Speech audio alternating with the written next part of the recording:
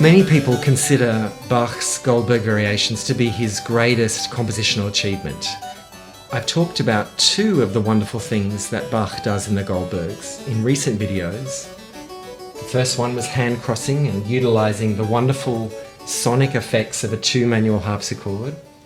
The second thing Bach does is he draws on every single dance and genre that was contemporaneous with him when he was writing in the 1740s.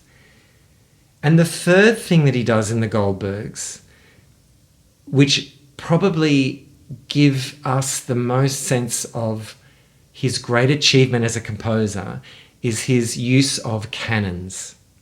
Now, canons are contrapuntal devices that composers use to generate pieces. Now, you know a canon when you learnt the song Row, Row, Row Your Boat. So a canon is when a tune is sung or played, and then it's repeated identically by another voice.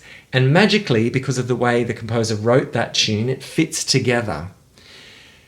Now, the amazing thing about Row, Row, Row Your Boat is it's what we call a canon at a unison. So you sing exactly the same tune at exactly the same pitch.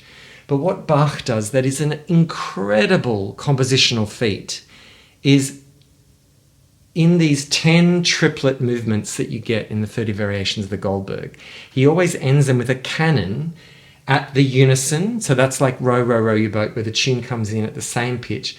And then it increases a canon at the second, which means that the tune that is first heard is repeated at the distance of a second. So a second is that. Then it's a third, then a fourth, a fifth, a sixth, a seventh, and then the octave. And then he's finished. But what's extraordinary about these canons is to try and make them work means you need a brain the size of a planet, which is what Bach had. Now, 18th century composers loved canons.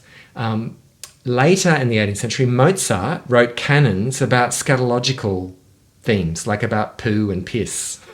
So for him, it was kind of this way to be silly. And even later composers like Clementi and Beethoven also loved canons as ways to extend material in symphonies and sonatas.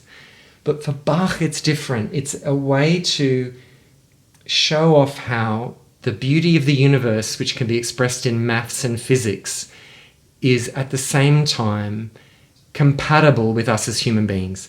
And that's what makes the Goldbergs so awe-inspiring as a player and also as a listener when you come to hear a performance.